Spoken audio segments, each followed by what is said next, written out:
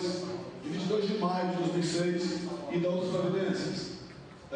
Segundo esse projeto, fica instituído no município de São Antônio de Jesus o primeiro sábado do mês de março como Dia Municipal do Evangelho, que será incorporado ao calendário de eventos da comunidade. Vereador Antônio Marcos Araújo Lessa.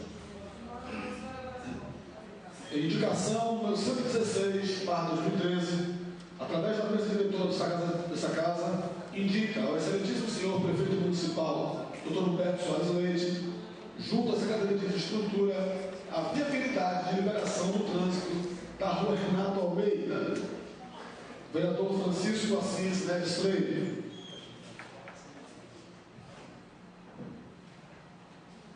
Indicação número 117/2013, indica ao presidente dessa casa a sessão itinerante no loteamento Salles, neste município, vereador Valdemar Barreto de Farias. Indicação número 118/2013, que indica ao senhor presidente dessa casa a realização da sessão itinerante na comunidade rural do Alto do Morro, vereador Valdemar Barreto de Farias.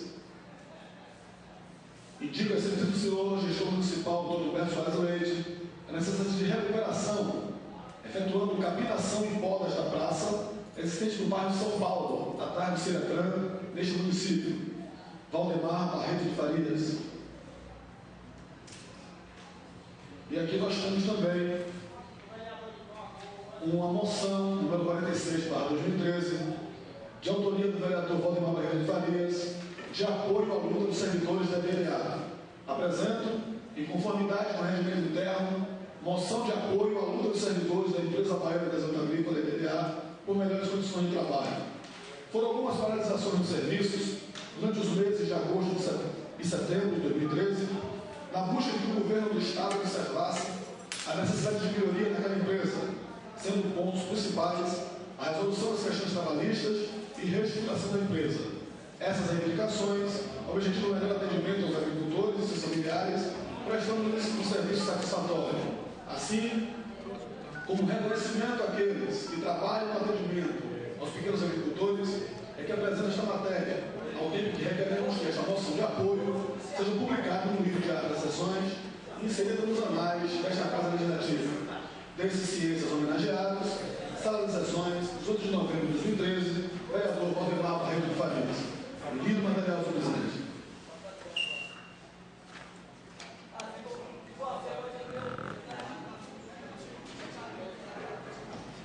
Neste momento, nós iremos transformar essa sessão em uma sessão especial, que é a comemoração ao Dia Nacional da Consciência Negra, solicitada pelo novo vereador Fernando Cardoso. Em tempo também iremos passar a sessão para que seja presidida pelo mesmo. E nesse momento nós convidamos o professor Denilson Lessa, que irá fazer uma palestra sobre o tema.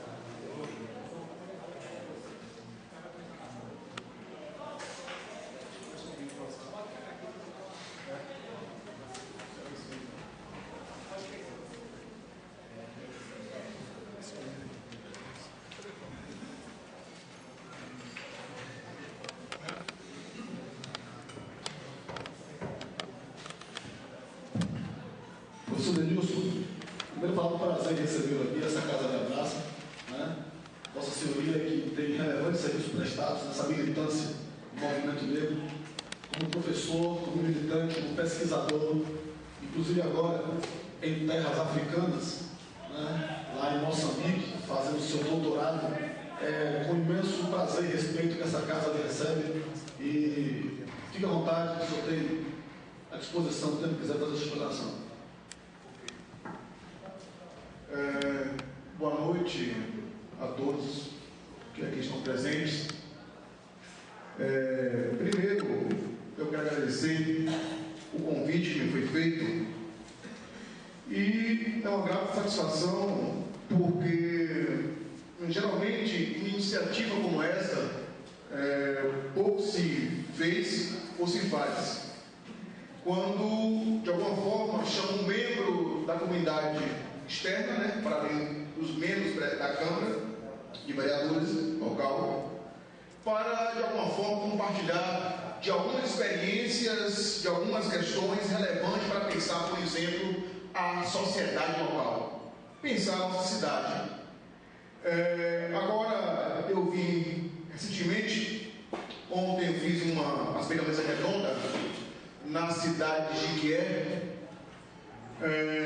na UESB, e lá eu tive a satisfação de estar fazer parte de uma mesa redonda cujo tema era o negro na sociedade baiana, e nós tínhamos lá um auditório para mais de 300 pessoas, né? O auditório da UESB, o auditório Alvim Salomão, que é um grande poeta jequiense, da Bahia, etc. Bom, mas mais do que falar de Jiquié ou de outro lugar da Bahia, até poderíamos falar de Vazeiro, falar aqui de Nazaré, do Almeida, vamos falar de Senhor de Jesus. O tema que eu escolhi para hoje foi intitulado Reflexões para o Dia da Consciência Negra, Áfricas, Brasil, Bahia, São João de Jesus. Valores civilizatórios africanos, negros na cultura brasileira, cultura local. Por quê? Porque essa conexão não é gratuito, essa conexão. Interessante que há uns 15 dias atrás, como vocês mesmo leram, eu fui um desses leitores, em diversos blogs local, inclusive repercussão estadual, como o blog do Bocão News e o próprio Jornal à Tarde e outros jornais e blogs, de alguma forma noticiaram que essa casa teria recebido uma espécie de bagulho, não só essa casa, mas também a prefeitura municipal teria recebido um bagulho, e que na reportagem denominaram de voodoo. Primeiro, é muita mente fértil dos jornalistas ou de quem escreveu a matéria, ou se não é mente fértil, é porque são muitos daqueles que escreveram ou compartilharam da ideia assistem muito filme de Hollywood, porque a ideia de voodoo, boneco, que criou Hollywood. Para quem não sabe, o termo voodoo etimologicamente nada mais é do que uma divindade que existe no continente africano em relação aos povos jejis, onde o atual Benin, depois a gente pode ver isso, onde está o Benin, por exemplo. Então vejam vocês, né, o quanto de ignorância, por assim dizer, que muitos de nós, inclusive jornalistas, políticos, cidadãos da cidade, compartilhamos quando nós nos referimos, por exemplo, à cultura negra. A ignorância tamanha. Mas não vou adentrar agora nessa questão. Por favor, uma imagem. Eu tenho essa imagem aí, eu quero abrir a fala com essa imagem, que é uma caminhada feita aqui na cidade, em 2006, né, em comemoração ao Dia da Consciência Negra, essa imagem, e eu quero pegar esse cartaz central. Não tente ceifar nossa cultura como ceifaram a vida de Zumbi dos Palmares. Mais adiante, por favor. E aí, qual é a pergunta? Qual é a questão? A questão é, como é que essa população negra da cidade, e agora eu saí de forma estarrecida de casa, quando eu tive que ir acessar os dados do IBGE. E lá é público. O último censo publicado nacionalmente, feito em 2010, mostra cabalmente que, se compararmos a população negra e a população não negra no Brasil, e em especial em São João de Jesus, tem dados locais do IBGE, identificamos o quanto há um hiato, portanto, uma distância entre a população negra que mora na cidade e a população não negra. Nesse sentido, cabe a pergunta: por que tamanha desigualdade entre populações consideradas negras e populações consideradas não negras? Da onde vem essa origem? Por que essas desigualdades persistem e continuam, em nossa sociedade? E, mais do que isso, se as desigualdades existem, o que, de fato, o poder público municipal, pensando na esfera municipal, mas isso serve também para pensar em esfera estadual e a esfera federal, no caso específico, mas, voltando à esfera local, o que é que o poder público local tem feito, vem fazendo, para que, de alguma forma, essa desigualdade, digamos assim, sejam reparadas, por exemplo? Se olharmos para a história recente do município, e não vou nem muito distante, eu quero pegar, por exemplo, aqui as últimas 4 administrações, que foi do Álvaro, Evaldo Rosa e atual Humberto Leite. Se pegarmos essas 3 últimas administrações, veremos que nada foi feito. Nada foi feito. E eu tive cuidado de verificar isso. Para não dizer que eu sou injusto, eu diria que 2 iniciativas foram feitas no governo passado.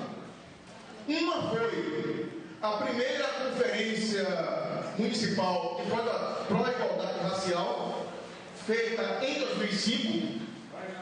Diz passagem, foi uma conferência bastante concorrida e feita com bastante capacidade intelectual, capacidade técnica. Eu lembro bem, naquela primeira conferência, nunca se viu isso na cidade de São Jesus. Se reunir numa conferência diversos representantes de diversos segmentos sociais. Aqui, só de memória, eu consigo lembrar representante do Poder Executivo Municipal, representante do Poder Legislativo, representante do Ministério Público, representante da UNEB, representante da UFRB, representante do agente de saúde, representante do cristianismo católico e evangélico, representante do candomblé na cidade, representante de associações de moradores de bairro. Foi uma conferência que reuniu cerca de 500 pessoas. 2 dias as pessoas participaram do início ao final daquela primeira conferência, mas uma pergunta não pode deixar de ser feita. E o que foi feito? Se daquela conferência foi gerado um documento importantíssimo, que foi o relatório da conferência, mas na prática nenhuma, exceto uma que eu vou dizer, tenho que reconhecer publicamente, mas nenhuma ação foi colocada em prática. E aí isso me preocupa muito, porque sai administradores, entra administradores, sai legisladores, entram legisladores, e pouco se faz, ou se fez ou se faz em relação a diminuir aquilo que nós chamamos de desigualdades socio-raciais na cidade. Bom, para além daquela primeira conferência, eu quero reconhecer que algumas iniciativas no âmbito da educação municipal foram realizadas, mas, quero dizer, algumas iniciativas, porque até hoje, e aí, tanto faz a administração anteriores como a administração atual, até hoje, não há nenhum projeto efetivo, por exemplo, para se trabalhar a primeira lei que Lula sancionou. Vocês sabem qual foi a primeira lei que Lula sancionou? A primeira lei, quando Lula assumiu a presidência e sancionou, foi a lei 10.639/2003, em março de 2013. A lei altera o artigo 94 da Legislação Nacional de Educação, a chamada LDB, o artigo 94. Nessa lei, Lula assinou, obrigando todo o sistema de ensino básico brasileiro, na esfera federal, na esfera estadual e principalmente na esfera municipal, que as escolas, portanto, as redes de educação, instituísse no seu currículo o ensino de história da África, o ensino da história do negro no Brasil e de sua cultura. É uma lei que tem vigor, mas que, do ponto de vista prático e efetivo, pensando no município de São Antônio de Jesus, essa lei não existe na prática. Não pegou ainda, diríamos. Então, vejam vocês o tamanho de incoerência, o tamanho de contradições que existe na cidade. E aí me pergunto, quais foram os africanos negros, portanto, que construíram a Bahia e São Antônio de Jesus? Como faz parte do meu ofício como historiador, tive cuidado, antes de vir para cá, de consultar alguns documentos do arquivo histórico de Jesus. E esse documento também já foi consultado por outras pessoas, por outros historiadores da cidade e por mim mesmo em outros momentos. Inclusive, eu tive há 8 anos, consultei documentos aqui da Câmara de Vereadores, documentos do século XIX, inclusive, por exemplo. Conforme os registros que eu encontrei, aqui na cidade, que na época sequer a cidade era um pequeno lugarejo, depois vila, etc., consta que os africanos que aqui habitavam eram negros da Costas, negros da Guiné, Angolas, Jejes, Alçás, Nagôs, Congos, Minas, Cabindas, Benguelas, Calabás, Tapas, Moçambique, Cassange, entre outros. Na verdade, esses termos aqui é o que nós chamaríamos, aquilo que nós chamaríamos de grupo étnico ou grupo social de origem. Embora termos, por exemplo, como Angola, termos como negro da Guiné, negro da Costa, são termos genéricos, apenas para indicar o ponto de origem, o ponto de embarque, da onde saíam os africanos para serem escravizados no Brasil, portanto, para serem escravizados na Bahia e São Antônio de Jesus. Eu diria, e aí eu sem medo de errar, que quase 4 séculos da história do Brasil, e aí leia-se do recôncavo da Bahia, inclua-se Jaguaribe, Nazaré e São Antônio de Jesus, o modelo estruturante da economia brasileira foi a escravidão. Sem a mão de obra escrava, o Brasil não era isso, não era isso que é hoje, por exemplo. Só para nós repetirmos. Nesse sentido,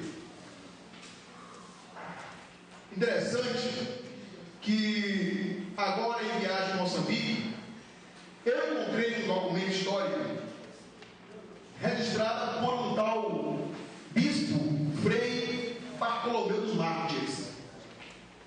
Esse bispo nasceu em Portugal, em Lisboa. Ele veio para o Brasil com sua família no final do século XVIII, início do XIX. Ele cresceu aqui no Brasil, no Rio de Janeiro, e se ordenou padre, um freire, na verdade. Depois, a Santa Sé ordenou como bispo. Inicialmente, ele foi atuar como bispo em São Tomé e Príncipe, retornou ao Rio de Janeiro, e depois foi ordenado para ser bispo em Moçambique. Ele chegou em Moçambique em 1819. Lá ficando por alguns anos, ele escreveu uma vasta memória, para mais de 100 páginas dessa memória. E é interessante que um dos capítulos dessa memória, ele justamente vai apontar para a relação que tinha Moçambique no início do século XIX para com o Brasil e a Bahia. E um dos aspectos dessa relação com Moçambique e a Bahia, qual era? O comércio de africanos para ser escravizado no Brasil. E pasmem, ele faz uma lista para mais de 15 navios negreiros que faziam esse comércio todo ano, ia e voltava. E dentro dessa lista de 15 navios, 6 tinham destino certo: Bahia. Bahia, o porto de Salvador, e de Salvador eram distribuídos para os pequenos portos do Recôncavo, Cachoeira, Nazaré, e por sua vez certamente chegaram nesse lado de cá do Recôncavo, nas bandas de cá do Recôncavo. Quer dizer, imagine vocês, né, como a história está conectada, como a história está relacionada, e às vezes nós não temos a dimensão, né? Mas eu não quero discutir isso. A diáspora, por favor, pode passar. Pode passar. Vá. Não, está no final? Pode. Vá. Ok. Aí. A próxima. Vá. Pode descer. Isso. Deixa eu tomar algum desses aspectos desse mapa aí. Vá. Vá. Não, isso aí já. Isso. Pode ir. Vá. Ok, isso. Esse ponto aí que eu quero discutir. Bom, já que o tema é consciência negra, é evidente que não estou aqui apenas para lamuriar. Não tem por que ele contar apenas lamúrias. Mas, do ponto de vista histórico, é preciso situar as coisas, situar os fatos, como eles aconteceram. Se a população negra está aqui hoje nessa cidade, não foi obra do acaso, é uma história. Essa história, de alguma forma, ela está conectada entre o ontem, o hoje e o amanhã, como falei inicialmente. E aí essa história, eu quero pensar esse momento histórico na população brasileira e a nação brasileira. Como eu disse anteriormente, a escravidão foi um elemento estruturante da economia brasileira, portanto, da nação brasileira. Por quase 4 séculos, qual era a base da economia? A escravidão. É porque o café, o algodão, o ouro, quem produzia era mão de obra escrava. Né? Porque às vezes nós colocamos tudo na conta do Senhor. Né? Como hoje, né? O cara é dono da FAP e diz: olha, fulano de tal produziu 1000 sacos de cimento, mas para além do padrão, a outra é aliado. Enfim. Mas uma questão não pode deixar de ser dita: como os africanos eram representados? Como os africanos eram representados? E aí, isso serve para pensar como é que até hoje a população negra local é representada. De onde vem o estereótipo? Né? De onde vem o estereótipo? Quer dizer, como é que essa população negra é representada, é vista? Né? Por favor, mais adiante. Depois volte a esse mesmo slide. Isso. onde tem racismo brasileiro. Por favor.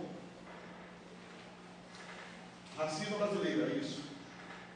Então, não é à toa que termos como esse, até hoje, ainda são proferidos ali e acolá.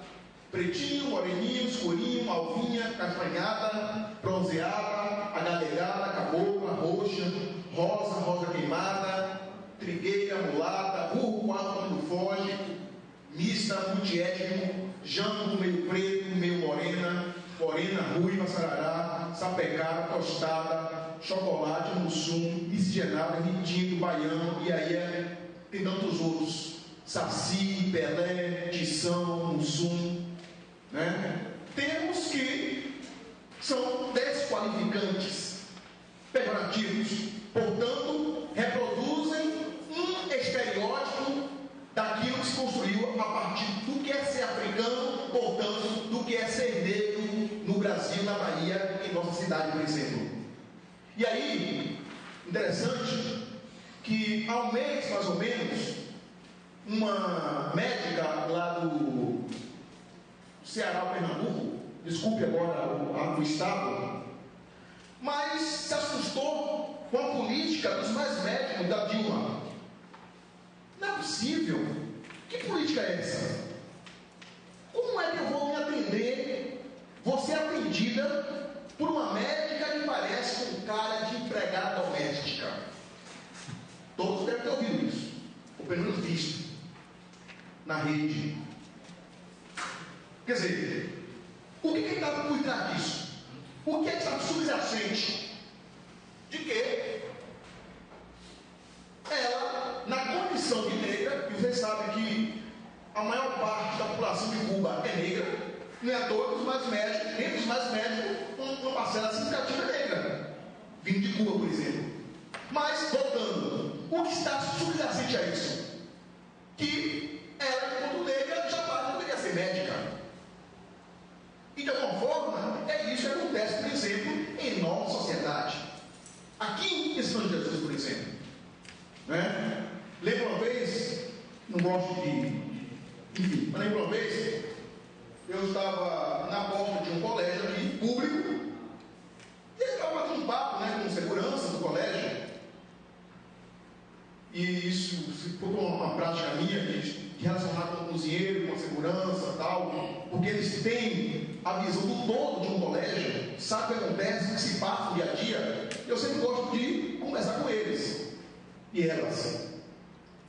E aí eu estava conversando, aí, bom, a mãe chegou e disse: olha, meu filho tem aula agora. Eu disse: o professor está aí, já está aqui na casa, falou segurança. Aí ela disse assim: mas vocês dois são segurança? Não, ele é professor, é seu filho. Professor? Ninguém sabe que é professor. Enfim, mas na medida dela é que eu não seria professor, né? Seria um segurança também. E por quê? Isso seria com bastante honra, sem nenhum problema, se eu for segurança. Mas a questão é o seguinte: está entranhado no Brasil aquilo que nós chamamos de racismo brasileiro, em que as populações negras e indígenas, elas não teriam capacidade intelectual, capacidade moral, né, de, por exemplo, serem advogados, serem médicos, serem engenheiros, para situar as chamadas profissões ditas de renomes. Então, quando nós olhamos para a história do Brasil e vemos o caso, por exemplo, de Milton Santos. Quem foi Milton Santos? Milton Santos foi, quiçá, um dos maiores intelectuais do mundo, não do Brasil, baiano, porém do mundo. Milton Santos. Quer dizer, quando ele começou a participar, sobretudo na Bahia, inclusive, para quem não sabe, nos anos 40, final de 40, Milton Santos escreveu um artigo sobre o recôncavo. Leia-se, o recôncavo mandioqueiro. que fazia essa ligação entre Nazaré, São Antônio de Jesus, a Margosa e adentrava o Vale de Quiriçá, por exemplo, né? Ele pensou na rede urbana a partir da linha férrea. Foi um dos primeiros textos de Milton Santos. Então, Milton Santos, ele é prova cabal o quanto o racismo brasileiro era e é perverso, quando ele começou a ministrar as suas primeiras aulas, embora advogado de formação, mas ele preferiu a profissão de professor, lecionar. E aí ele começou a travar lutas homéricas no sentido de pensar. E aí, daí a contribuição de Milton Santos para a humanidade, pensar uma geografia, né, humana, uma geografia para pensar os sujeitos no espaço.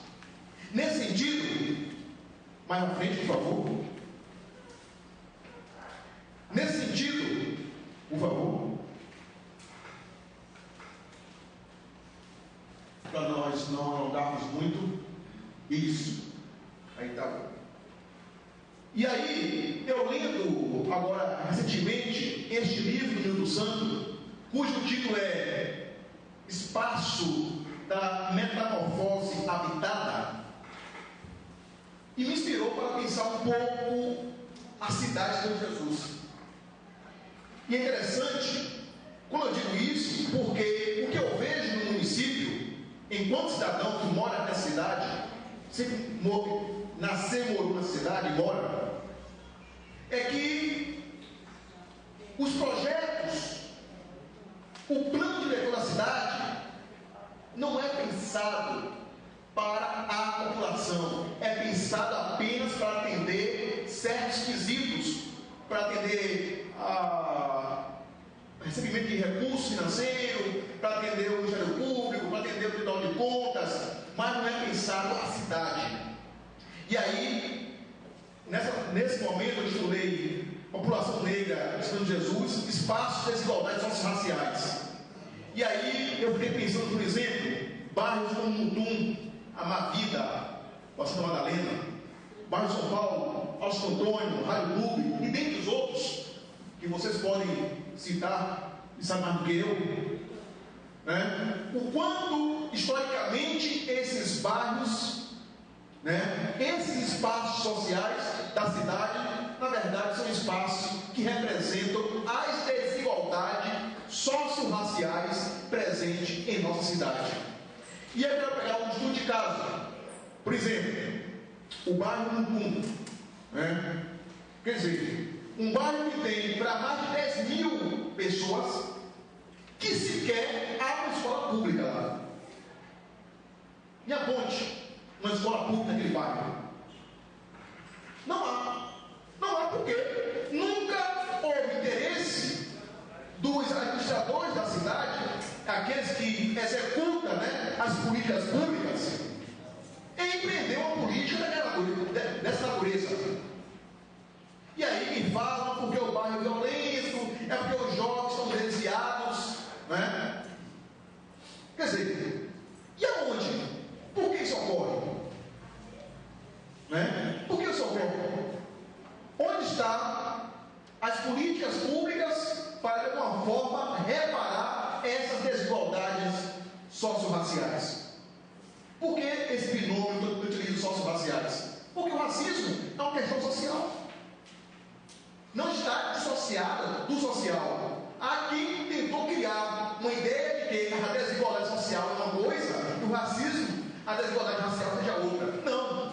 É uma face de um mesmo fenômeno. Aliás, não há como pensarmos a nação brasileira sem três grandes conceitos. Quais são? O conceito de classe, os conflitos de classe, o conceito de raça e o conceito de gênero. Então, desigualdades econômicas, desigualdades raciais e desigualdades entre homens e mulheres. Não há como pensarmos a nação, e aí, na esfera micro, não há como pensarmos São Antônio de Jesus se levarmos em conta essas três grandes dimensões, inclusive para pensarmos políticas públicas para a cidade. Daí, que o Dia da Consciência Negra, mais do que comemorar, como alguns por aí dizem, viu um bando de negro aí batendo tambor, batendo timbal. Não é isso.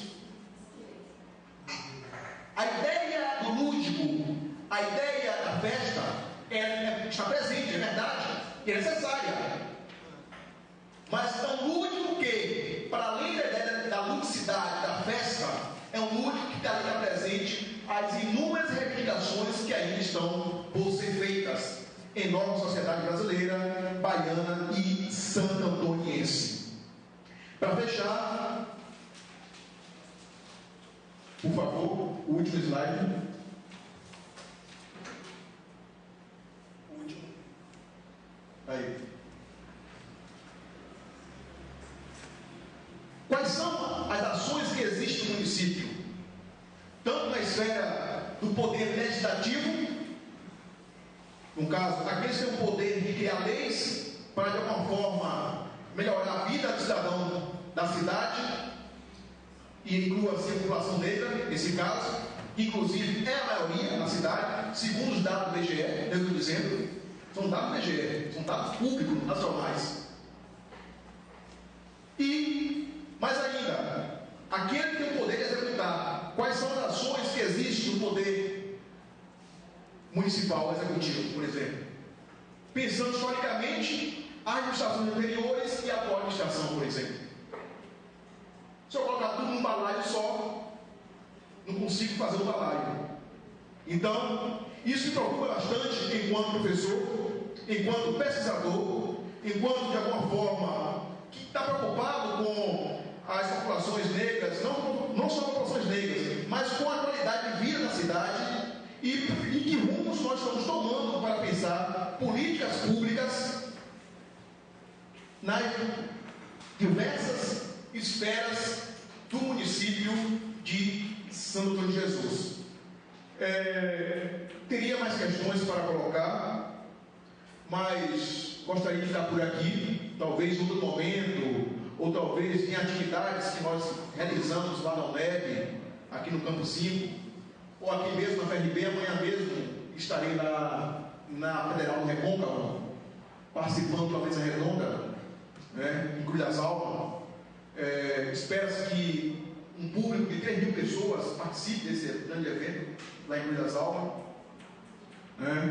Mas, enfim, me coloco à disposição para que em outro momento, em outro lugar, possamos aprofundar o debate, mas apenas queria apontar linhas gerais daquilo que nós consideramos essencial para pensarmos a população negra na cidade, a trajetória histórica dessa população e o que efetivamente, do ponto de vista do município, se fez ou tem sido feito para, de alguma forma, reparar aquilo que nós chamamos de desigualdades socio-raciais na cidade.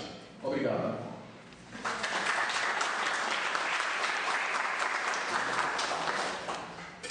Obrigado, professor Denilson, por sua belíssima explanação. Só pediria que o senhor aguardasse um minuto, porque a gente queria franquear a palavra aos nossos pares, que certamente terão alguma intervenção a fazer.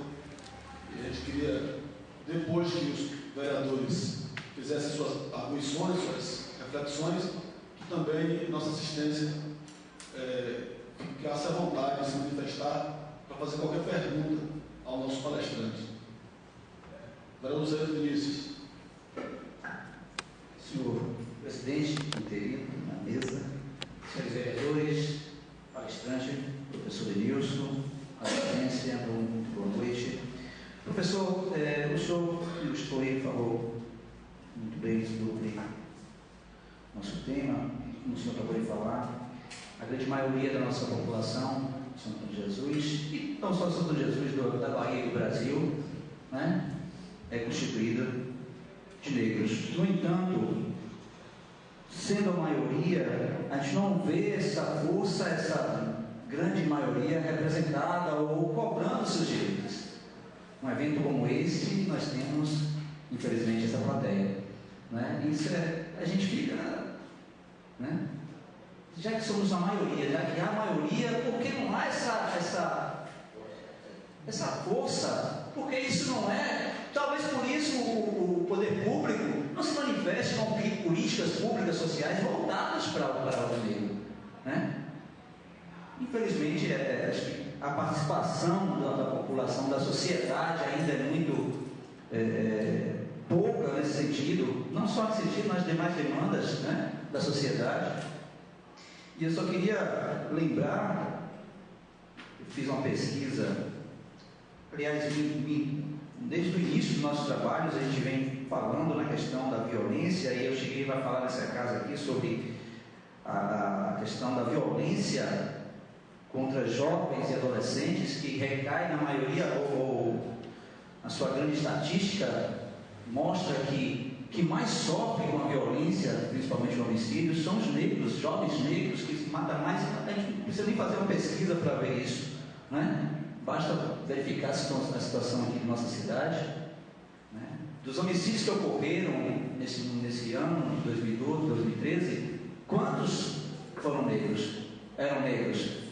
Acho que a maioria. Eu acho que não tenho uma informação, não lembro se teve um branco que foi vítima de homicídio, morreu de forma violenta, não lembro.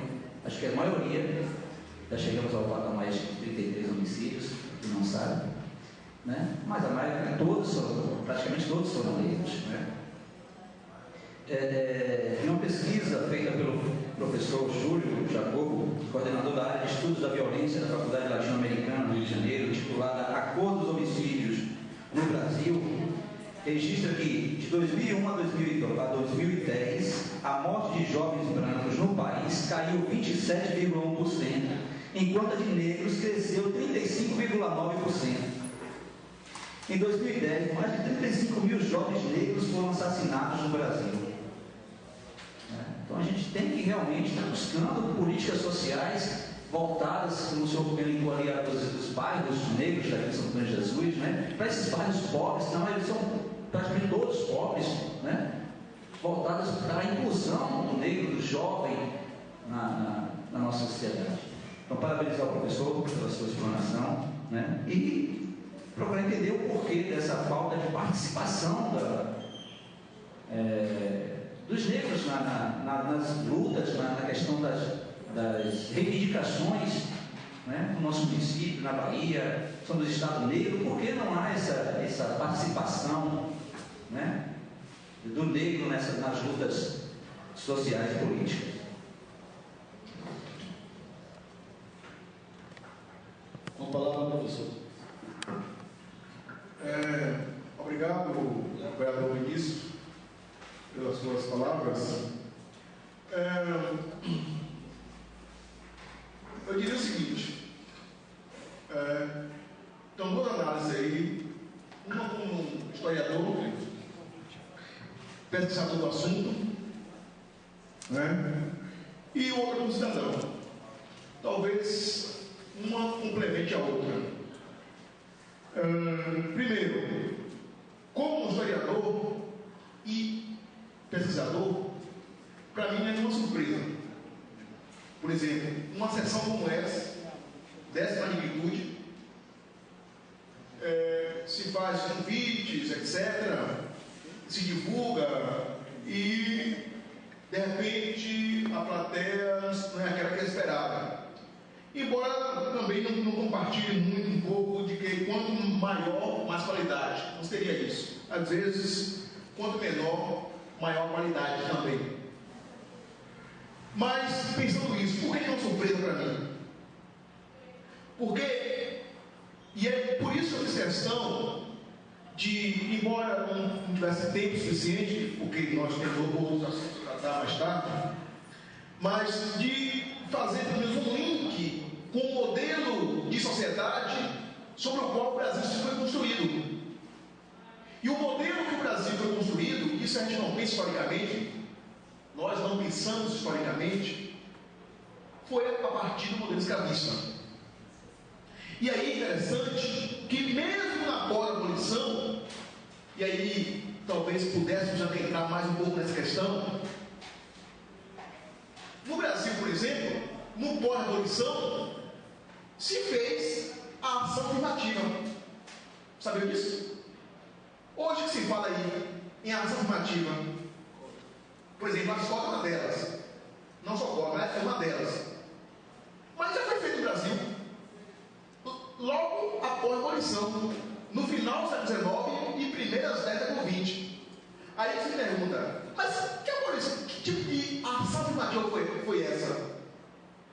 Aí que é o paradoxo da sociedade brasileira. A ação afirmativa, ela foi feita para quem? Para italianos, alemães, depois um grupo pequeno de poloneses, japoneses. Por quê? No caso específico da Itália, toda a parte sul da Itália, no final do XIX, estava passando por uma seca terrível. Milhares e milhares de italianos morriam à fome.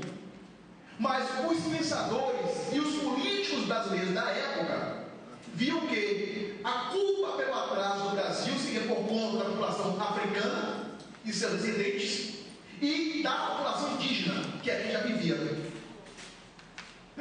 Rui Barbosa, o nobre Rui Barbosa, baiano, o grande jurista brasileiro, na época, ministro, ele foi um dos primeiros a advogar que o Brasil melhorar deveria importar europeus, porque só assim iríamos construir uma civilização. E aí, por isso eu digo política afirmativa. A esses imigrantes, tirando algumas exceções, falando de regra, a esses imigrantes foram dados terra, trabalho e estudo. E, paradoxalmente, a população negra nada foi dado para além da liberdade formal. E a população indígena tentou se exterminar ou tomar-se as terras indígenas. Não é à toa que hoje os conflitos indígenas tocam ali e acolá por conta dessas terras que foram tomadas há séculos ou anos atrás. Então, veja como isso está presente e enraizado em nossa sociedade. Isso é um dado. O outro dado, que aí talvez eu não aprofundei, até porque esse não é o momento, o que era ser negro numa sociedade como o Brasil. Hoje, podemos dizer, e aí temos que ser gratos aos movimentos sociais negros espalhados pelo Brasil afora, de tentar de alguma forma reelaborar uma identidade do que é ser negro no Brasil. Por quê? O que é ser negro no Brasil é uma identidade multifacetada, é uma identidade heterogênea, múltipla. Não existe um ser negro. Você é negro, é evangélico, é negro, é católico, é negro, é do candomblé, você é negro, enfim, etc. Pensando na dimensão religiosa, por exemplo. Mas o que é ser negro no Brasil até então? Era ser feio. E toda a estrutura social que foi organizada no Brasil foi no sentido de fazer com que esse tema, esse debate, não fosse algo importante na nação brasileira. E aí, só para fechar, eu quero dar dois exemplos. Que é a questão da harmonia social. A harmonia social é um discurso defendido por quem? Nada menos do que o sociólogo Gilberto Freire. Gilberto Freire, ele criou um pensamento social no Brasil. Leia-se, um pensamento entre as elites formadoras de opinião no Brasil. E aí, nas escolas de direito, na escola de medicina, na escola de engenharia e nas escolas chamadas áreas humanas e sociais. Qual era a grande discurso de Gilberto Freire? De que o Brasil era uma grande nação, mas uma nação que vivia em harmonia. Não havia discriminação por raça, por exemplo. entre indígenas, negros, não negros, brancos. E isso se consolidou no projeto de nação brasileiro, que a partir dessa ideia de harmonia social e racial, é que se até então criou um mito, não mito, mas que se tornou verdade, a ideia de democracia racial. Precisou o quê? Precisou, nos anos 60, a ONU nomear uma comissão externa. E aí, essa comissão, na época, Florestan Fernandes, por exemplo, ele era uma espécie de estagiário dessa comissão. O grande sociólogo, Florestan Fernandes, brasileiro. Então, nos anos 60, a ONU nomeou uma comissão externa para estudar que fenômeno era esse da nação brasileira, que não havia conflito racial, que não havia racismo. Por quê? Porque lá fora, inclusive lá fora, tanto para os países europeus como para os Estados Unidos da América do Norte, a ideia é que o Brasil vivia num verdadeiro paraíso racial. E aí passa. O que eles constataram? Que o racismo brasileiro era um dos mais perversos do mundo. Não é o que disse isso. Foi a comissão montada pela ONU. Isso é histórico, está lá. O registro está lá. Vocês podem acessar isso no site da ONU, da Unesco. Isso nos anos 60. Não sei se vocês agora foi em 66, 65, mas na década de 60. Mas uma leitura para pensar isso é o livro do Florestan Fernandes, que é A Integração do Negro na Sociedade de Classe. Para pensar um pouco isso. Então, veja vocês que anos 60 para final do século XX, início do XX, são 40 anos apenas. E uma das capacidades do racismo, além de delimitar as desigualdades entre as pessoas, é a capacidade da colonização da mente. O Brasil passa por isso. O Brasil passa por isso. Não é à toa que aquela palavra, não, melhor, aquele comentário feito pela médica lá do Ceará, em que disse que a médica de Cuba tinha carga doméstica, na verdade é uma representação daquilo que muitos pensam sobre a população negra. E aí que é interessante, porque aí tem tanto aquele que vê dessa forma, como aquele que absorve, no caso a população negra. Isso não existe racismo, não é tudo certo. Então isso é um bom caminho. É apenas para pensar, não é a resposta, mas para pensar. Não é a resposta definitiva, aliás, é para pensar.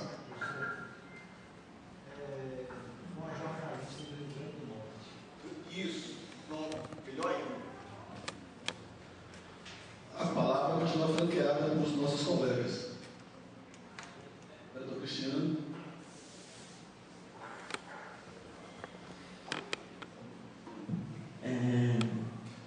Boa noite, senhoras da assistência, senhores e senhora vereadora, nosso amigo professor Denilson.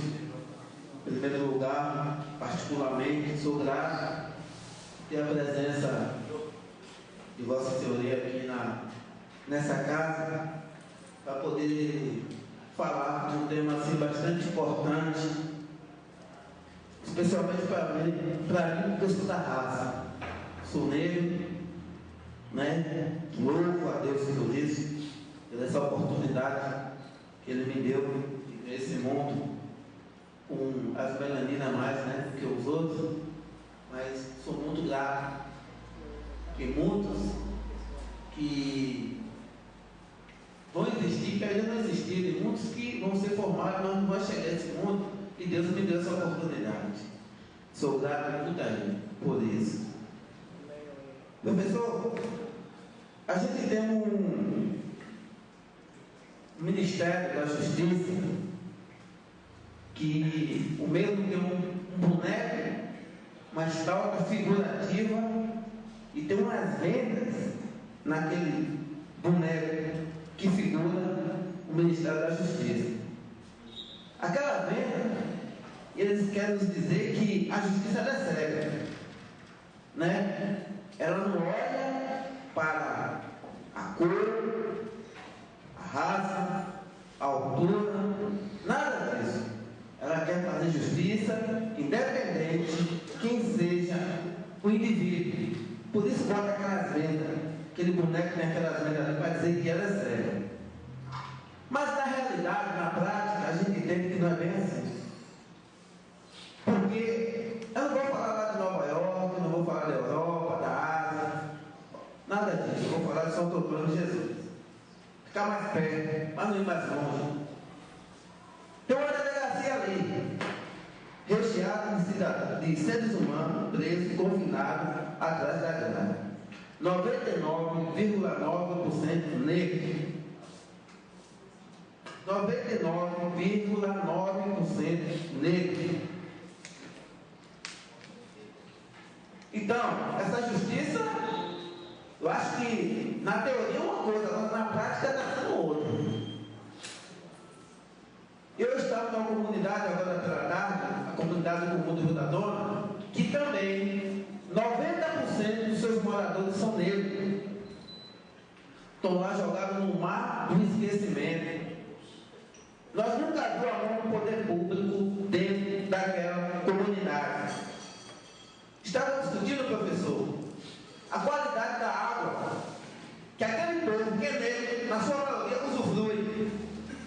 Então, nós sabemos que a água, a fórmula da água é H2O, né? Oxigênio e hidrogênio, não é isso, professor? E a água não é incolor. A água não tem cor, mas aquela tem. Aquela tem cor, a cor da água é preta, professor. E a fórmula que só tem que ter da água, hidrogênio e oxigênio, ela tem milhares de substâncias dentro daquela água. Não é só cor, professor Bernardo. Ela que nós tomamos, você toma, nós tomamos, H2O. A de lá é a única água diferenciada dentro do São Antônio de Jesus. Tem várias formas. E 99% das pessoas que usufruem daquela água são negros. Nunca vi o poder público ali botar a mão naquela comunidade para mudar aquela situação. Já peguei a amostra daquela água e levei para o Ministério Público. Tem 3 anos isso. Isso é o tratamento que dá aos negros de São Antônio de Jesus, os negros da Bahia. Porque nós estamos no território baiano. E a gente entende que é um país democrático e diz que é democracia, que os direitos são iguais. Daquele jeito ali, não. Os direitos são iguais. Minha pergunta, professor, é que nos tempos de hoje, porque nós temos uma democracia em que é chicoteada, ainda recebe chicote pelo senhor dos engenhos e pelos capitão do mato, dos dias de hoje. Minha pergunta ao professor é: o que mais figura o capitão do mato do dia de hoje e os senhores dos engenhos do dia de hoje, dentro desse sistema chamado da política no geral do São Antônio de Jesus? O que mais figura hoje? Porque os capitão do mato e os senhores dos engenhos não estão mortos, eles ainda estão vivos, eles são resistentes, mas devemos combater eles. Mas eles estão vivos ainda. O que mais figura hoje dentro do São Antônio de Jesus? O capitão do mato, que ainda insiste chicotear as costas da democracia, dessa tal democracia, porque a democracia é chicoteada, porque ela diz que todos têm direito perante a lei, todos, só na teoria, mas na prática é diferente. Gostaria de, se eu pudesse, me responder.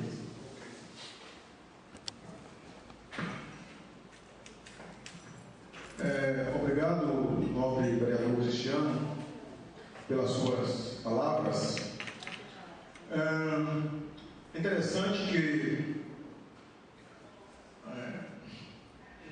o professor ainda um dia vai receber bem, né? Eu li outra reportagem que na China um professor lá recebe cerca de $15 mil. Ou seja, o salário do professor, quer ser do ensino básico ao ensino superior, é o mesmo que um juiz na China.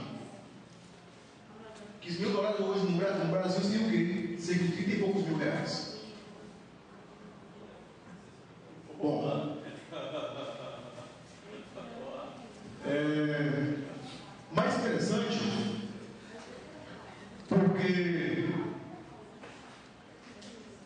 aqui mesmo no campo, nosso departamento da Universidade do Estado da Bahia, o NEB Campo 5, alguns trabalhos de pesquisas já foram feitos, claro, talvez não com esse recorte específico para pensar a desigualdade racial hoje e agora, mas já foram pensados do ponto de vista histórico e do ponto de vista de um tempo histórico não muito longe, que dá para pensarmos hoje. Então, se for, por exemplo, olhar há 100 anos atrás, há um século, ainda anterior à abolição, nós sabíamos nitidamente quem era quem mandava e quem eram aqueles que deveriam obedecer. Inclusive, a grande mão de obra presente na cidade era a mão de obra escrava, aqui na vila de São Antônio de Jesus, né? A antiga a capela, a chamada a capela.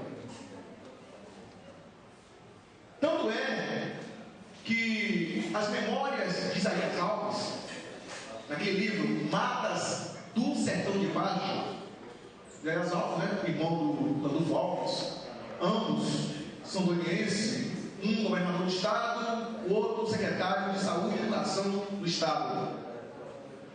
O Isaías Alves, ele escreve essa memória dizendo o quanto o fim da escravidão deixaram atônitos os senhores, porque muitos senhores dependiam da mão de obra dessa população escrava. Isaías Alves, contemporâneo, né? O que ouviu as histórias dos mais velhos. Claro que isso está presente até hoje. E é interessante, o breve cristiano, como a sociedade brasileira, e aí o senhor tem razão, como a sociedade de São Antônio de Jesus reproduz aquele modelo, ainda um modelo paternalista, né? Um modelo em que o Senhor ainda é que manda, é o que diz, deve ser feito ou não ser feito. Eu vejo que São Antônio de Jesus, pelo menos nessas últimas 2 décadas, alguns avanços ocorreram. Talvez não sejam mais aquele curral que era há 30, 40, 50 anos atrás. Embora muitas pessoas, sobretudo as pessoas ligadas, e aí eu não tenho nenhum problema em dizer isso, as elites locais ainda adotem modelos de dominação, modelos de tratamento que lembra aquelas práticas que existiam no curral há 40, 50 anos atrás. Talvez diferente de outras cidades, né? Não tão longe daqui, nossa, mas que esse modelo de dominação, né, de expropriação ainda continua. Então, eu vejo que a sua colocação, e aí, enquanto pesquisador, é uma colocação extremamente provocativa para pensarmos, né, por que essas populações, a exemplo, a do comum, do Machado, do seu da Dona, o senhor deu exemplo, mas eu posso aqui citar o Mutum, a Rádio Clube, o bairro do Itajueiro, o bairro Final, o bairro São Paulo, o Alto Morro, etc, etc. Como as populações elas são tratadas, são alijadas, né? Eu vejo isso, por exemplo, no Mutum, onde eu nasci, no Mutum, nasci no Mutum, cresci no Mutum, e é interessante que eu vejo que, por exemplo, não se tem sequer uma quadra de esporte. E aí o sargento Benício, por exemplo, colocou: ora, por que os jovens negros, sobretudo, são vítimas de homicídio? Eu lembro que ali tinha um belo campo de chão batido, que eu peguei muitos babas, né? Não era o craque, mas corria na bola. Quer dizer, eu me lembro que aquilo ali era um espaço de sociabilidade, é um espaço de interação, de conversa. Num Baba, você conquistava diversos colegas, bora para estudar, vamos trabalhar. Quer dizer, isso em um Baba. Quer dizer, hoje, um bairro daquele, 10 mil pessoas, sequer tem uma quadra, sequer tem uma escola. Então, isso é uma prova cabal e de alguma forma confirma as suas impressões para aquilo o que existe na cidade, né? Por exemplo, eu como trabalhei no comércio, não tenho medo de dizer isso. Hoje já melhorou bastante, mas ainda está longe de seu ideal. Aqui mesmo no comércio, os nossos novos empresários não empregavam negros, sobretudo para ser atendentes. Isso é uma prática comum na cidade. Se eu não mentir, alguém dia com carne. Era uma prática comum na cidade.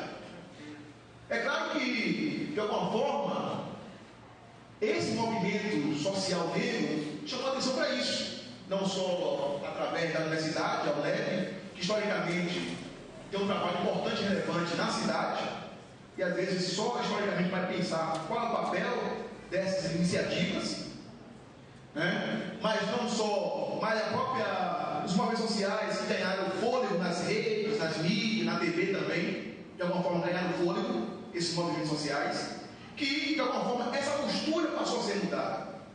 Há 2 anos, eu vi um belo de um, como é que chama? Outdoor, né? De uma loja local, não vou falar o nome, evidente, mas que tinha um modelo negro.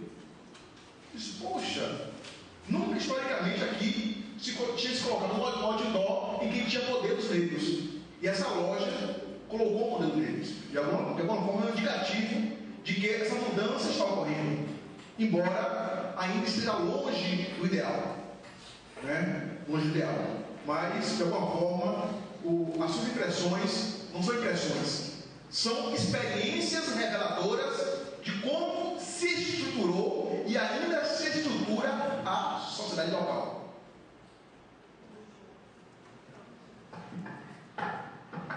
Ainda franqueada para os novos vereadores a palavra.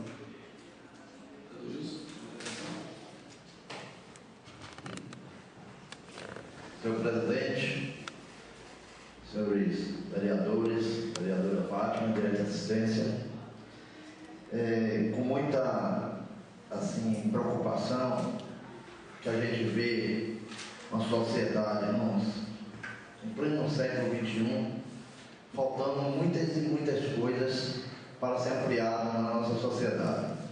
Porque o que nós vemos ao passar do tempo, isso foi construído uma história passada, como eu falei várias vezes, a vereadora Verdão lembra aqui, foi falta, sim, investimento público. Às vezes porque hoje mesmo eu liguei até na televisão e vi falando que lá na Suécia, lá nos países de primeiro mundo, estão desativando penitenciária, porque o índice de violências está quase a zero ou chegando a zero, porque lá houve no passado mais investimento na área da saúde, na área da educação, na área do lazer. Eu sempre aqui, quando estou me discussando aqui naquela tribuna, sempre falo, às vezes o vereador Bernardo, é porque a nós, é o representante direto do povo, às vezes a gente fica se preocupando mais com o centro da cidade. Às vezes nós mesmos temos culpa, porque não pensamos no passado para representar o futuro. Porque você vê, como o professor falou anteriormente, no bairro do Mutum não tem uma praça digna, não tem uma escola pública digna, não tem um parque para que aquelas crianças venham passar aquele tempo que está fora do colégio brincando. Não tem nada que ofereça, não só aquela comunidade do Mutum, mas outras comunidades também, como o bairro da Rádio Clube, do bairro de São Paulo. E às vezes aquela criança fica à mercê da marginalidade, com a cabeça vazia, porque nós pensamos agora fazer as leis aqui, o vereador Verdão, como está fazendo lá no Congresso Nacional. É autorizativo, às vezes a gente faz uma lei aqui, o executivo às vezes não faz, a gente faz aquela indicação, faz indicação, aí nós ficamos à mercê do executivo também. Nós não temos uma força para que impor ao executivo, para que aquilo aqui a gente peça para aquela comunidade e tenha a obrigatoriedade ao executivo executar aquela obra. Porque não foi falta de pedido daqui dos vereadores, eu acredito que todos os vereadores aqui já pediu várias coisas lá para o bairro Santo Antônio, bairro lá todos os bairros distintamente. Eu mesmo já fiz várias indicações, não só nesse período agora, mas vereadores quando fui anteriormente há 12, 14 anos atrás, eu já reivindiquei várias obras, mas infelizmente o executivo não é obrigado a fazer as indicações que a gente pede aqui. Nós podemos pensar, vereador Bernardo, você vê, Vossa Excelência tem GAGB, o horário dos bancos. Essa casa aqui fez, vereador Lema, uma lei dizendo que o banco tem 15 a 20 minutos para atender. Mas só que essa lei não é fiscalizada, não é punida também, porque talvez outras pessoas que estivessem desatendendo aquela lei, talvez poderia ser punido, porque você vê quando o consumidor, nós passamos uma sinaleira que ultrapassamos o sinal vermelho, nós é multado e tem que pagar aquela multa. Às vezes o poder público, às vezes você vê toda a cidade de Santo Antônio de Jesus, a cidade é grande, sempre eu falei aqui, não é culpa desse governo que está agora lá no poder, é várias gestões passadas, não é só de 4 anos atrás, são um ciclo de gestões que não foi pensado estruturando a cidade para o futuro. Precisamos fazer política pública, investir mais na educação de qualidade para que nós planejássemos o futuro com muitos e muitos anos para nossos filhos, nossos netos, nossos bisnetos, porque nós não podemos, sabe, como o vereador Cristiano falou, a água. Na China, eu estava falando do meu pai, na China 75% da população vive na zona rural. Por que vive na zona rural? Porque tem estrutura.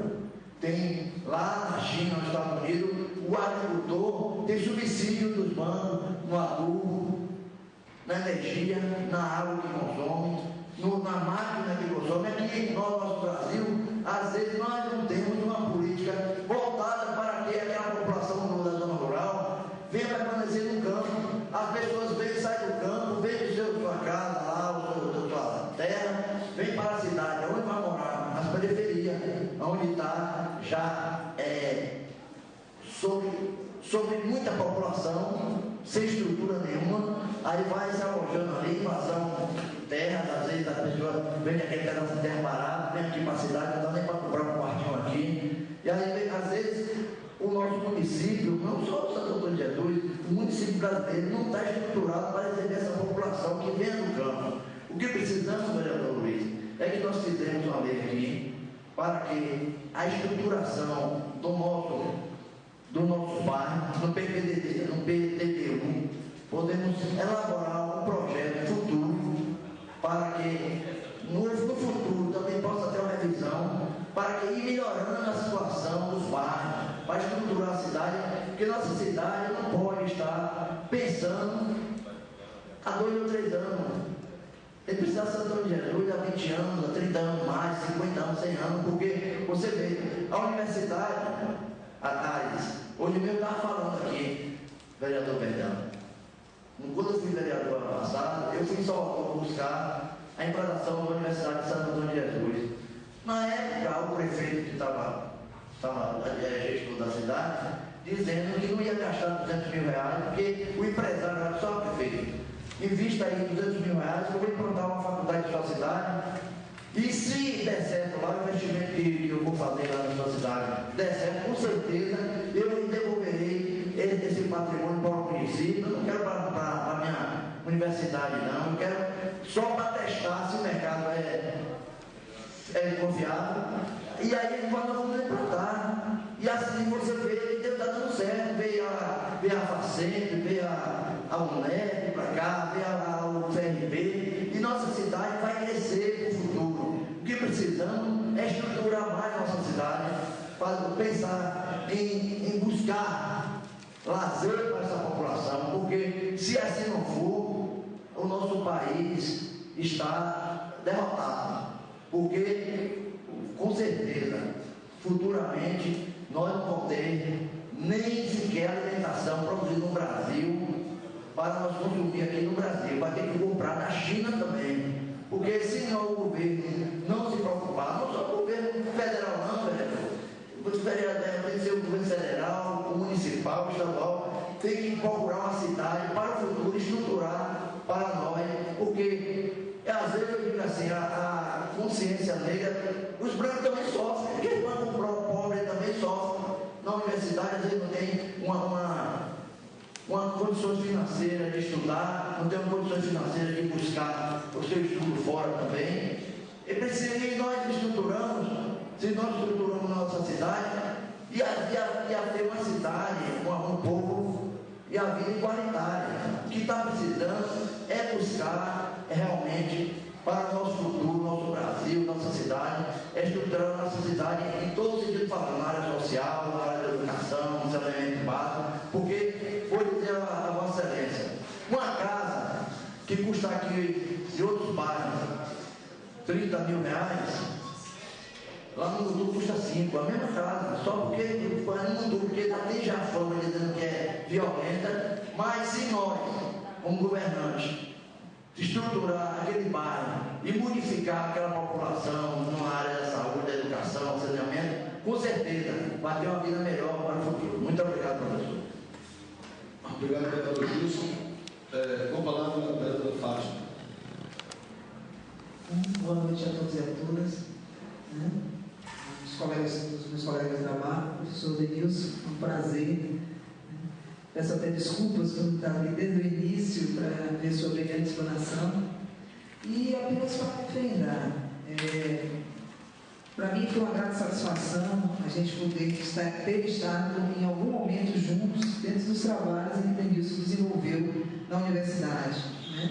Eu que sempre fui muito ligada à área agrícola do município, sempre valorizei também muito a questão da cultura popular.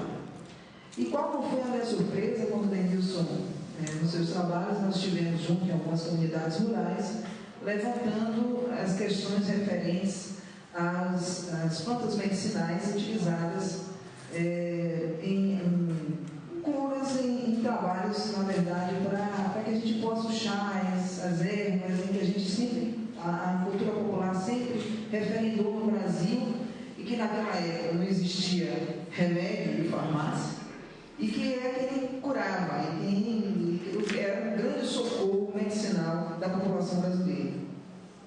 E boa parte desses conhecimentos estão exatamente dentro das culturas indígenas, das culturas negras.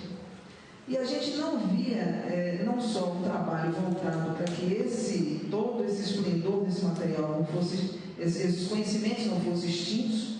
Por quê? Porque estavam já com os mais idosos, nem sempre os mais novos não se interessavam por esses conhecimentos, e se fazia necessário que a gente tivesse uma referência, de todo esse conhecimento aqui do município. Entendeu isso muito bem, o relator. Eu acho que a gente deve ter conseguido contribuir, em colocar em prática, em mostrar para a sociedade que esses conhecimentos aqui existem também aqui no município de Santo Antônio. E eu também tive a oportunidade, enquanto diretora de Agricultura, nós estávamos com um trabalho com a Universidade de Brasília, em que eles chegaram com uma proposta de trabalhar com comunidades quilombolas aqui dentro do município. Me causou inicialmente estranheza porque nós não tínhamos uma referência, na época, de uma comunidade como quilombola de fato de referência. Então, nós fomos levantar as questões históricas relacionadas ao município e a essas famílias, né, que vieram de quilombos e que se instalaram aqui no município. Né? Alguns dos seus descendentes estão espalhados no município como um todo, mas principalmente na região dos Pinheiros, Alto do Morro, como o Rio da Dona, né, Tabuleiro do Rio da Dona. E aqui eu vou uma referência para o meu colega Cristiano Senna, ele relata que 90% da comunidade do Rio da Dona é negra.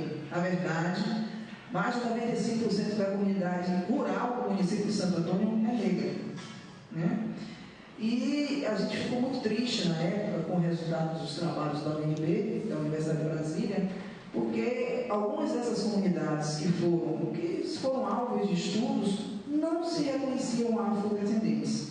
Né? Então, esse questionamento brasileiro, a luta brasileira pelo reconhecimento, né, de toda a cultura afro, desde a época do Brasil colônia até agora, se luta muito por esse país reconhecer de fato o valor dessa miscigenação de raças e do que a cultura negra tem como representação para nós.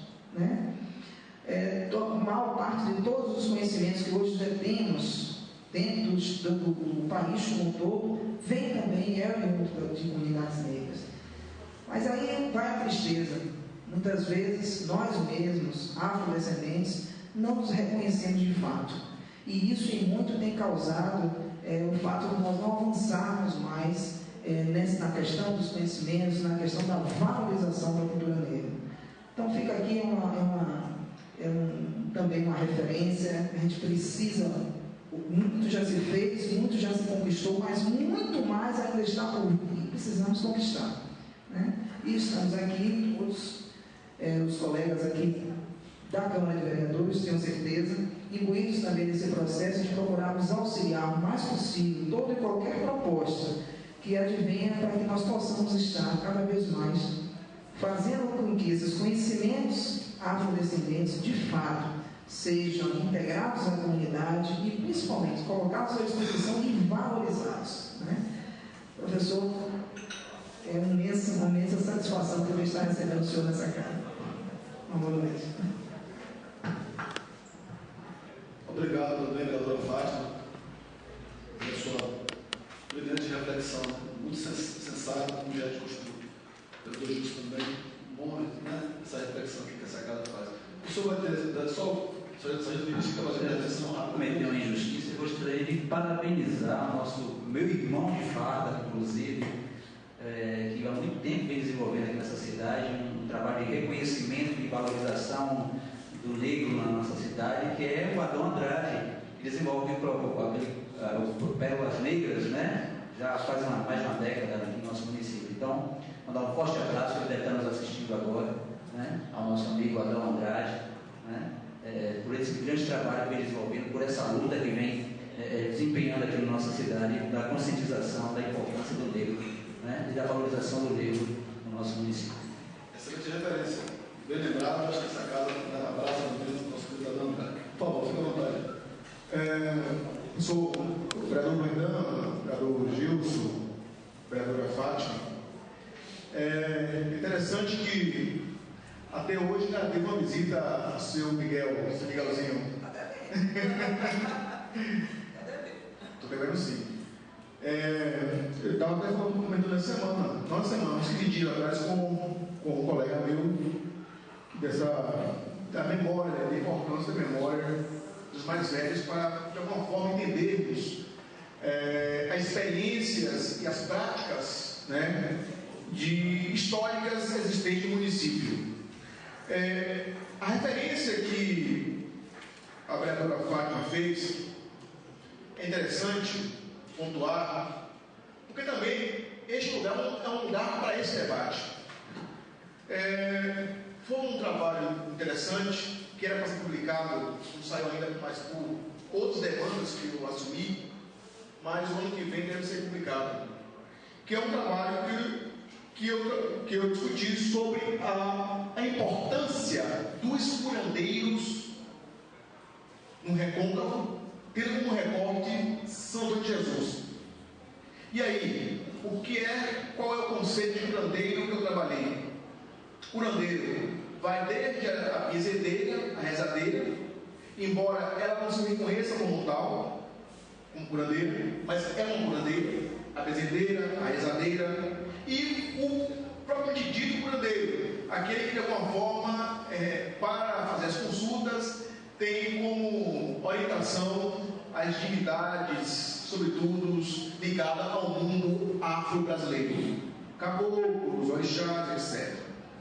Bom, mas mais do que isso, é discutir uma questão que é pouco, né, dada importância, que é a questão dos saberes. O quanto essa população, e aí representar a figura desses sabedores, desses conhecedores, e mais ainda, representar a figura dos mais velhos, tem saberes. E que até mesmo o poder público local, até então, não se atentava, um pouco atentava para esses saberes e práticas. Então, por exemplo, eu lembro muito bem, até hoje eu uso, né, o chá da capeba, né? O chá da capeba é excelente para desinflamar o fígado, por exemplo, né? E funciona, né? Por exemplo, o quebra-pedra, né? Presente. O quebra-pedra, que foi patenteado nos Estados Unidos. Patenteado. Uma planta eminentemente brasileira, né? De uso indígena e posteriormente da população negra. É excelente mesmo para diluir os cálculos renais. E por aí, e dezenas e dezenas de exemplos que eu trago no trabalho. Embora o trabalho não fosse de bioquímica ou biologia, mas de alguma forma eu tenho que dialogar com essas áreas para pensar a dimensão histórica desses saberes. E é interessante quando a vereadora Fátima citou a questão dos quilombos aqui. E isso, mais uma vez, toca na questão que o vereador Vinícius disse inicialmente. Quer dizer, nós temos um conjunto muito grande da população da cidade que se reconhece como negra. Isso é verdade. E para mim não é uma surpresa disso. Por que não é surpresa? Porque o racismo à brasileira, ele foi eficaz. Ele foi tão eficaz ao ponto de não reconhecermos como tal, né? Eu lembro bem que uma vez eu fiz uma palestra lá no Alto do Morro, e aí, de alguma forma, discutindo se ali era quilombo ou não, e por que ali seria quilombo. E é interessante dizer, não, meu filho, não sou negro não, minha avó, meu bisavó não foi negra não. Por quê? Porque na memória da população rural e mesmo na população urbana não quer se reconhecer enquanto um ser que foi de alguma forma descendente de um ente que foi escravo um dia. Então, essa questão é eficaz mesmo. Tem um intelectual que eu trabalho agora, que é o Francis Fanon, caribenho, que ele teve uma tese, inclusive rejeitada na Sorbonne, por uma banca, senadores, mas depois ele foi laureado, laureado com reconhecimento mundial pela sua obra, que a obra é Pele Negra, Máscaras Brancas, nome da obra, inclusive bastante vendido no Brasil.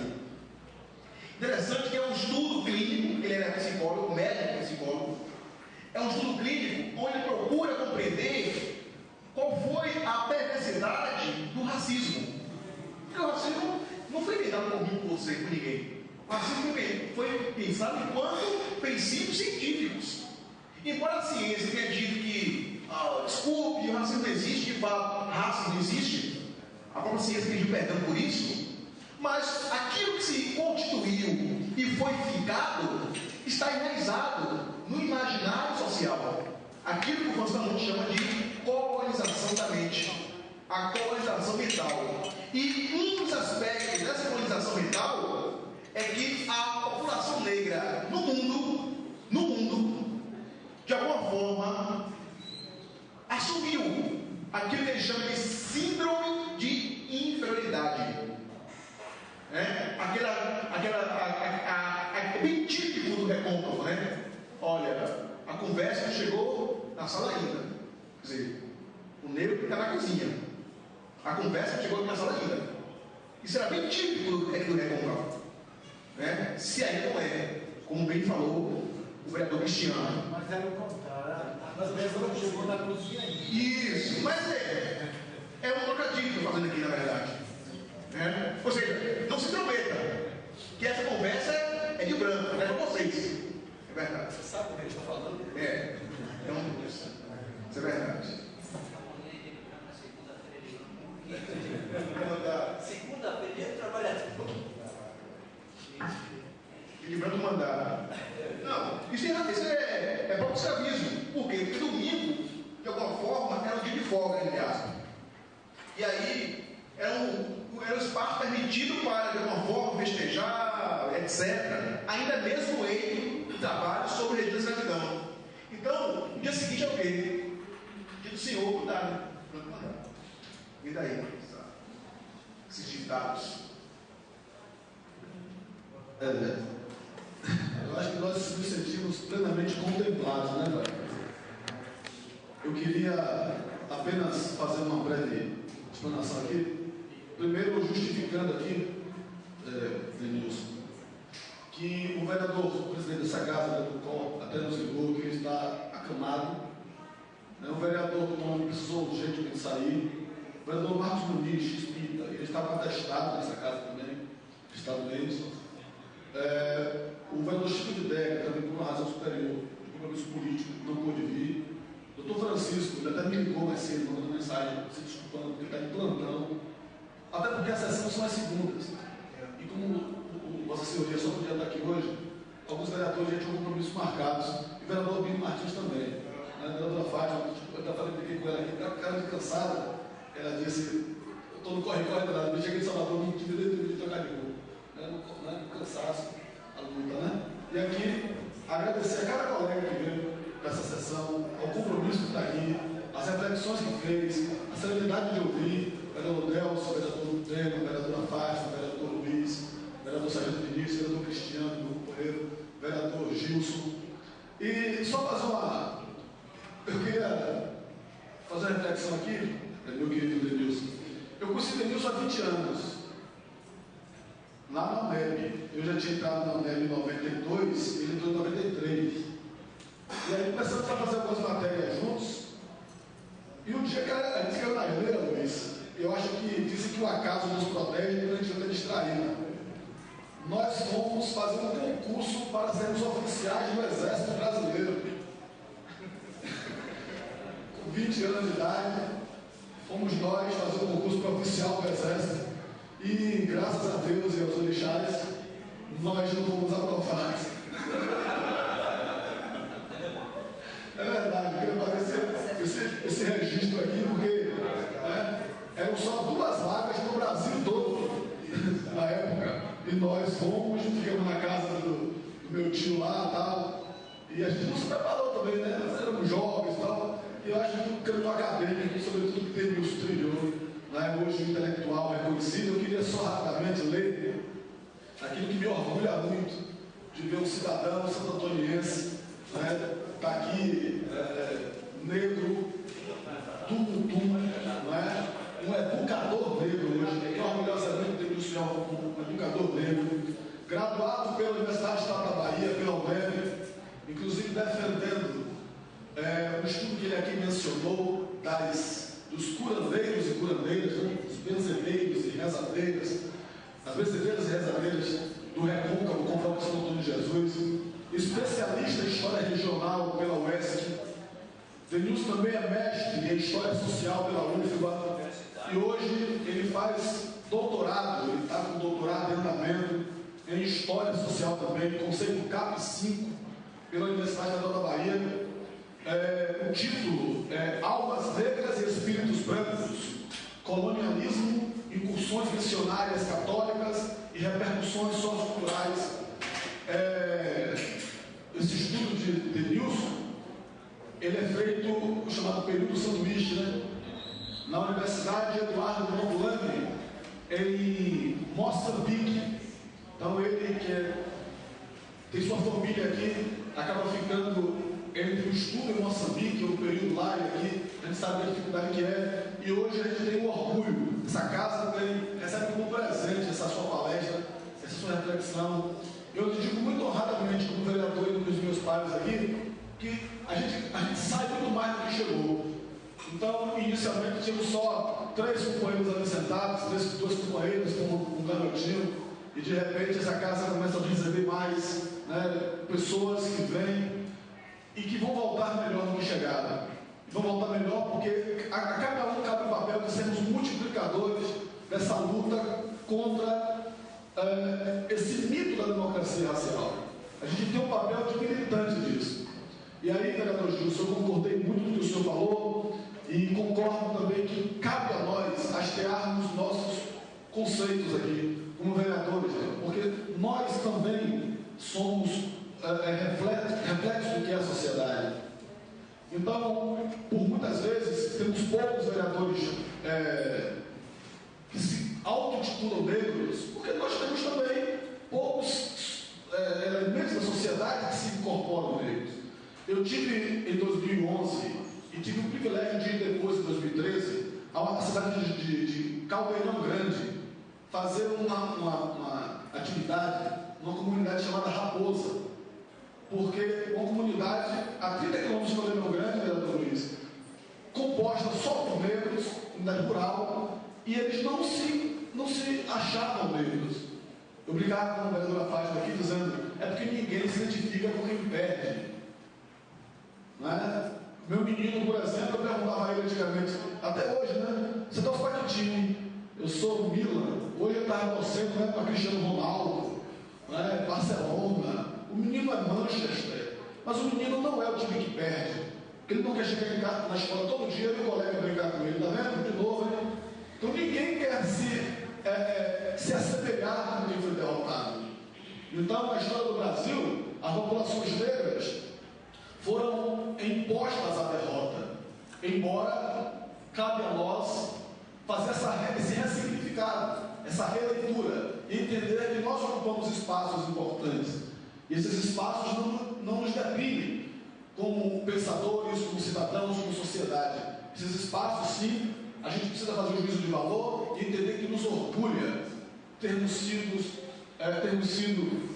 hoje, né, resultado de seres humanos que foram escravizados.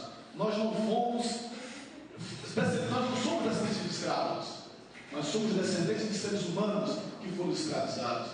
Então cabe a nós esse papel social, esse papel intelectual, esse papel militante de fazer essa reflexão e minorar e diminuir para que esses que nós representamos, essa sociedade que ainda padece com esses limites atrozes do racismo, como o Denilson bem falou, que é a dimensão perversa da inferioridade estética, a dimensão perversa da inferioridade intelectual, né, da invisibilidade, da passividade de fingir que não é com a gente, que deixa para lá. Então nós temos um papel como educadores públicos.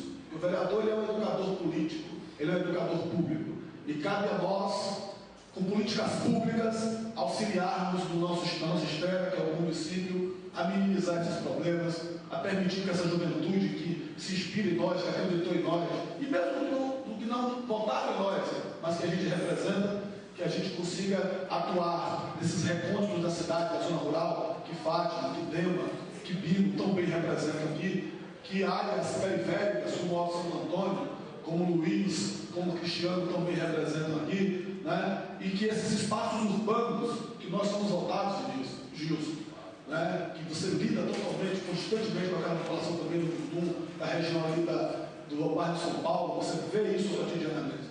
Então, eu acho que a gente sai premiado com a injeção de aqui construirmos políticas públicas para minimizar, né, esse problema social que não podemos fingir que não seja racial.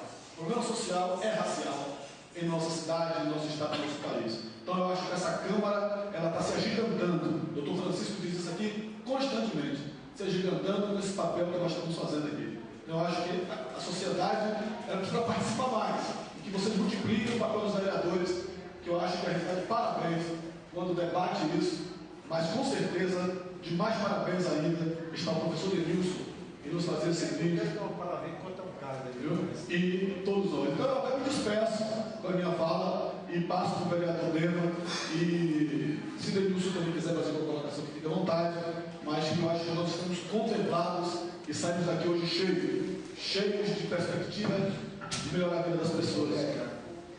Eu quero parabenizar uma palestra assim fantástica, que a gente fica assim entusiasmado e vê que é pura verdade. O problema é esse, é a verdade mesmo, o que o professor Depois fala aí. A gente sente mesmo assim, principalmente eu que toda a vida morei na roça e continuo. Eu vou contar uma historinha, professor. Em 1964, do final de 63 até final de 65, eu estava morando aqui na cidade, estudando aqui. E participei, morava aqui na casa da filha de seu Nogueira torcia pelo Vasco e levava eu para o campo ali, até hoje, mas era de 5. E aí eu fui embora em 65, porque Raimundo Lobo queria me dar uma surra, me deu uma surra e fugi. Fui para casa. Cheguei em casa, lá na roça, ali no Bonfim, tinha uma área lá e fiz um campo de futebol. Mas por sorte minha, em antes uns 4 ou 5 meses, estava caçando raposa, Herculano Zé de Guardina, seu herói, e o filho Betinho, o marido de Mariazinha, atirou em Herculano. Mas não atirou porque quis não. A raposa saiu, ele atirou na raposa e pegou em Herculano. Herculano morreu por sorte, que a bala pegou no isqueiro que ele tinha no bolso. Uma rolimã, naquela chamada rolimã de bicicleta. Aí eu fiz um campo de bola, e aí começou a meninada toda minha. Aí quando foi um dia foi Zé de Guardina, seu herói, Herculano, tudo lá para casa. Mas Georgina, tem que acabar com esse campo, que campo de futebol é coisa de moleque, início de 66. E mamãe era assim, uma pessoa assim, apesar de ser da zona rural, mas tinha assim, de seu compadre herói, mas compadre José. Não é melhor os meninos estar jogando bola de que ele está caçando raposa e atirando em uma pessoa. Aí botaram todo mundo o cacetinho nas costas e botaram. Então, isso é prova que até agora, até pouco tempo, 66, só tem 40 e poucos anos isso. Ainda tinha esse preconceito de ser coisa de moleque. Então é isso, mas essa palestra, professor, deixa a gente entusiasmado e cada vez mais a gente só tem que parabenizar, principalmente a Câmara que teve essa ideia de convidar esse grande palestrante dali do Mundum, onde a gente tem assim, um grande apego a várias pessoas lá, e que eu me lembro que na primeira vez que eu fui eleito vereador, a gente conseguimos aquela área ali, hoje onde é construído a creche, 11 de dezembro, e a igreja de Bom Jesus, que foi doada pelo município, a Diocese de Amargosa, e hoje é construída ali. Mas a gente sabe, a gente tem assim, alegria de ter uma palestra dessa aqui na Câmara e a gente participar. Muito obrigado. Professor, só um minutinho. Jorge da assistência quer, professor, dar uma fala também. Boa tarde. É interessante, né? Estamos esportivos,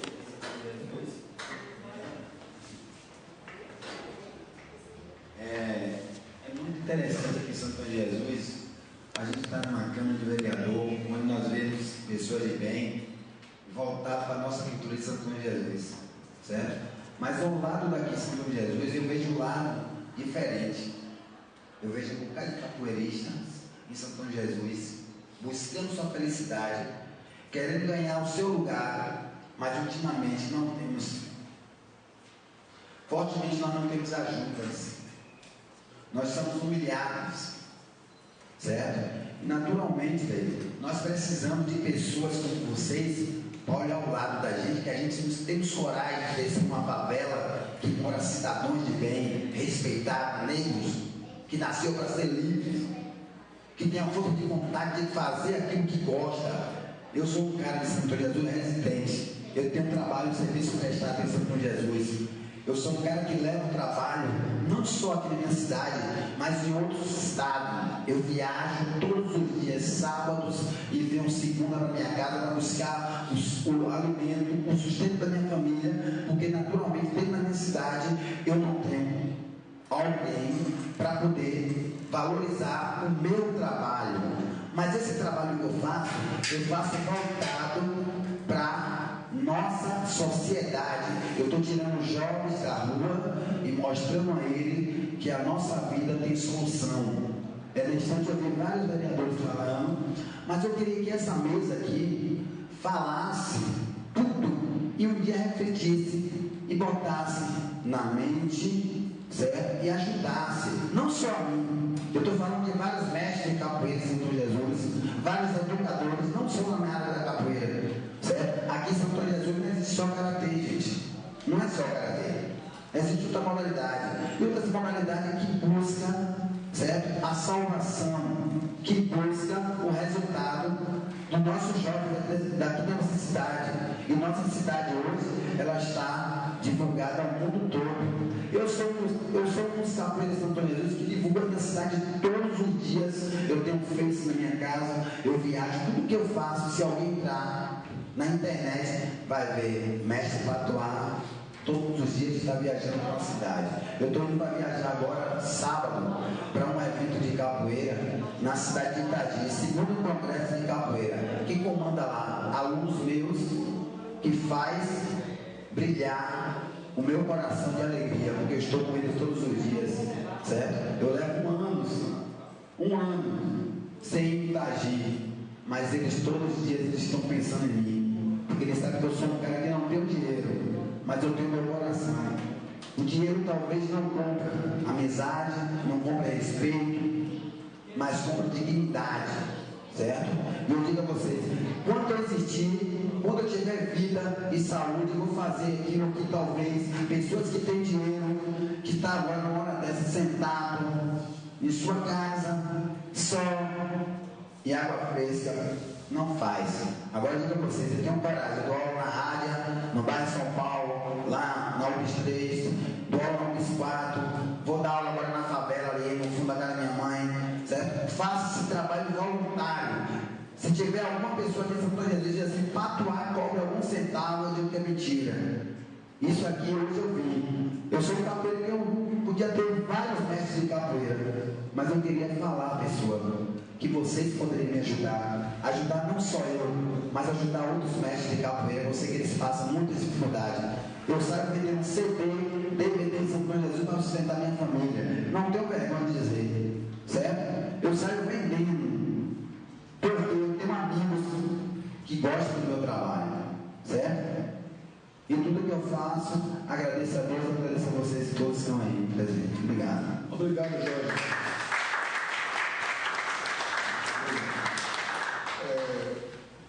Eu quero falar aos finais, dizer que foi, para mim, foi uma grande satisfação, né, de não só receber o convite, mas de compartilhar algumas questões, né? Eu penso que o que foi apontado, talvez não, mas mereça um aprofundamento, talvez em outro momento, né, em um outro contexto. E é interessante que essa fala do mestre Patuá, assim como tantos outros mestres, mestre Roque, mestre Gabriel, mestre Zé Pequeno, e tantos outros, no Lival, enfim, que aqui me falha a memória. Mas é interessante porque, por exemplo, esses mestres são educadores. São educadores. E aí, fica aí talvez a indicação do Poder Legislativo de tentar cobrar ou fazer um projeto de lei para que o Poder Executivo Municipal, de fato, assuma uma área específica, né, em que, de alguma forma, oriente esse pessoal a, de alguma forma, captar recursos. Porque recursos existem, mas não são orientados, não são auxiliados. Porque não basta apenas eu tirar do meu bolso um certo dinheiro e dar para o médico Roque, o médico Gabriel, que eu já fiz pessoalmente, e faço enquanto pessoa. Mas a questão é o poder público municipal sobre isso. Quer dizer, não tem nada. Até então foi pensado, e no momento não há nada pensado nesse sentido, né? O vereador Bernardo e demais vereadores, a vereadora Fátima, tem 3 dias que participei do programa de Atividade Cavalcante na Rádio Clube, AM. Eu estava pontuando, né, que cidades como Maragogi, cidades como Cachoeira, Cruz das Almas, São Felipe, tem na sua estrutura administrativa uma Secretaria de Igualdade de Reparação Racial. Essa secretaria, ela tem um papel importantíssimo. Não é à toa que, por exemplo, o atual prefeito de Salvador, Ceni Neto, convidou para a sua equipe nada menos, nada mais do que a antiga reitora da UNEB, a Ivete Sacramento. Por quê? Porque essa secretaria, ela não vai executar recursos, ela não tem recursos, mas ela tem um papel importante de articular entre as demais secretarias para que projetos, para que iniciativas sejam voltadas para a população negra, por exemplo, que é o caso dos MEC de Apuíra.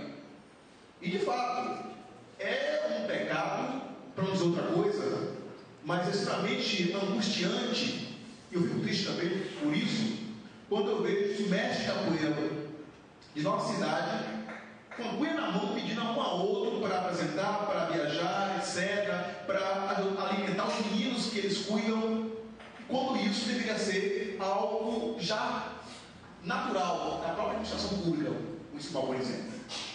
Mas isso eu não resisto, fica aí talvez a indicação, né, para que essas iniciativas sejam tomadas, entre outras, e me coloco à disposição para, em outro momento, o senhor Bernardo e demais colegas aqui presentes, sobretudo aqui a plateia que está presente, e os demais vereadores e a vereadora Fátima, no sentido de que a gente possa aprofundar o debate, né? Talvez com temas mais recortados, com assuntos específicos. Por exemplo, como a população negra é tratada na saúde local? É uma questão séria. Mães que chegaram para mim dizendo: olha, quando eu vou para certos médicos ou médicas ou enfermeiras, malmente me ausculta, malmente olha para mim, mas chegou aquela outra criança com a tez talvez mais clara do que a minha filha, e no entanto foi afagada, carinhosamente tratada. Quer dizer, o que está por trás disso?